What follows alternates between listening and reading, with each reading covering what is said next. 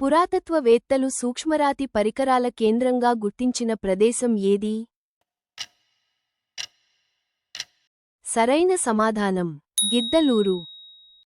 ఆంధ్ర పదమును ప్రస్తావించిన బౌద్ధ గ్రంథం ఏది? సరైన సమాధానం భీమసేన గ్రంథం. ఇక్ష్వాకు వంశంలోని చివరి పాలకుడు ఎవరు? సరైన సమాధానం రుద్రపురుషదత్తుడు.